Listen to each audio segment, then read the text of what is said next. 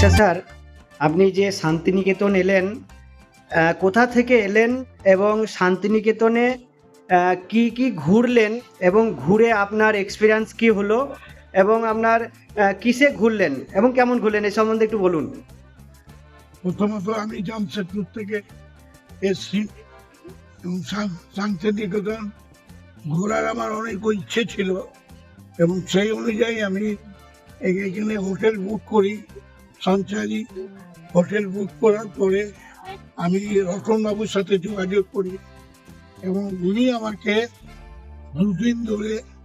গত দুদিন ধরে আমাকে ওনার টোটোতে আমাকে সারা শান্তিনিকেতনের যেসব জায়গাগুলো মানে দর্শনীয় এবং উনি আমাকে সমস্ত জায়গায় ঘুরিয়ে উনি আমাকে দেখিয়েছেন এবং জায়গার হিস্ট্রি সম্বন্ধে আমাকে সমস্ত বলেছেন।